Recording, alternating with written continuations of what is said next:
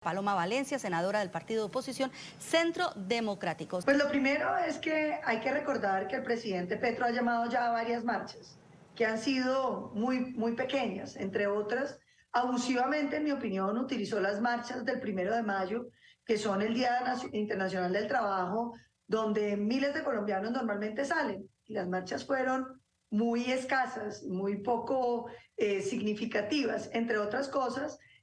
Varias centrales obreras se quejaron de que el presidente tratara de utilizarlas para sus causas políticas. Lo que estamos viendo aquí es una reforma laboral que destruye entre 400 y 700 mil empleos, pero que por supuesto beneficia a algunas de las centrales obreras que van a salir a marchar hoy. Un sistema de salud que destruye lo que Colombia ha venido construyendo en 30 años, arrebatándole a los colombianos el derecho a escoger entre una EPS de tipo pública, privada o mixta, para pasarnos a todos a depender del Estado. Cuando los escándalos de corrupción que ha sufrido el sistema de salud colombiano, que han vinculado a todos los agentes del sistema, sobre todo han vinculado a la política, de manera que entregarle 80 billones de pesos a la politiquería y a la corrupción del sector político, pues es destruir nuestra salud. Y preocupa muchísimo el anuncio de crear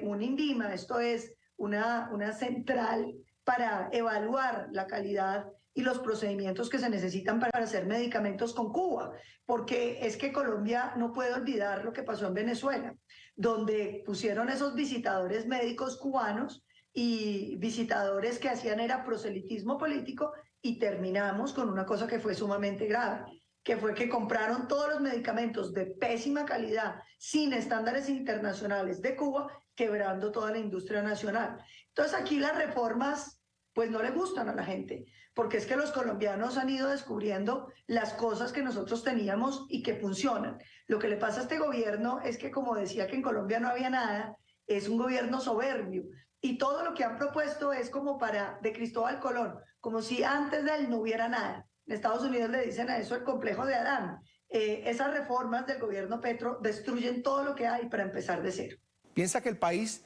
va a pasar página también al vivir una nueva etapa de movilizaciones convocadas por el gobierno de Petro? Yo creo que aquí la ciudadanía y sobre todo la comunidad internacional tiene que entender que estos audios son solo la cereza del pastel, porque es que ya existían las denuncias de Day Vázquez, ex esposa del hijo del presidente, que denunció cómo su marido recibía la plata en efectivo de los mafiosos de la costa caribe colombiana. Los narcotraficantes, algunos ya llevados en extradición y vueltos, personas comprometidas con la corrupción política, entregando dineros en efectivo para llevar a la campaña Petro presidente. La razón que nos dieron es: no se preocupen, la plata nunca llegó a la campaña porque el hijo del presidente se la robó. Y después aparece la investigación que viene haciendo el Consejo Nacional Electoral, donde dijeron que la campaña de Gustavo Petro había utilizado muchísimos recursos en efectivo, que habían usado empresas fantasma, y que el que es hoy presidente de Ecopetrol, que es la petrolera colombiana, nombrado por el presidente Petro, habría utilizado como gerente de campaña sus cuentas personales para movilizar recursos en efectivo que no se metieron en las cuentas de la campaña. A eso súmale una investigación que ha hecho un medio periodístico colombiano que se llama La Silla Vacía, donde se demuestra que el ejército, porque fueron miles de personas que tuvieron vinculadas como testigos electorales para ir a mirar el día electoral, lo pagaron en efectivo a través de empresas de giro que tampoco lo declararon en campaña. Y a eso hay que agregarle que el hermano del señor presidente, como la senadora Piedad Córdoba, hoy electa por el Pacto Histórico, y quien es el comisionado de paz actual, estuvieron visitando las cárceles de Colombia, pidiendo apoyos políticos a los violentos y hablando de rebaja de penas. Creo que todo esto pues simplemente confluye en unas palabras que dijo Armando Benedetti, y es que él consiguió 15.000 millones de pesos, y que si se llega a comprobar quiénes entregaron la plata para manejar la campaña en la costa caribe, todos se van a la cárcel. ¿Qué cree que puede ocurrir de acá en adelante? Pues lo primero es que el presidente Petro tiene que salir a explicar estos temas. Él no puede seguir diciendo que él está muy tranquilo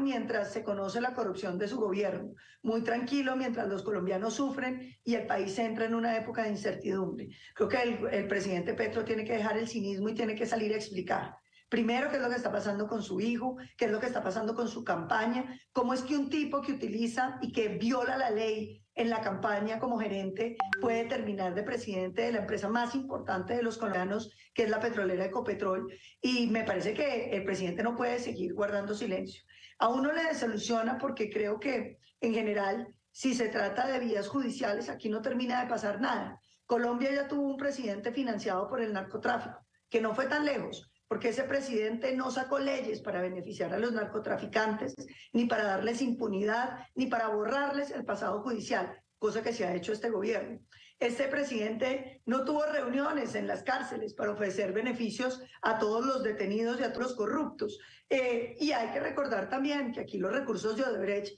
financiaron una campaña y tampoco hubo consecuencias solamente para el gerente de campaña. Yo creo que aquí el país tiene que tomar conciencia de la manera como llega al poder Gustavo Petro, pero sobre todo de la manera como gobierna. Hoy lo que estamos viendo es una corrupción desenfrenada, comprando congresistas para aprobar reformas que, como la ciudadanía no quiere, los políticos no quieren aprobar. Y por otro lado, un descuido gigantesco del territorio colombiano que se lo están tomando los violentos. Hoy uno encuentra que ha crecido en más de 100% el secuestro, que la extorsión está disparada, que la gente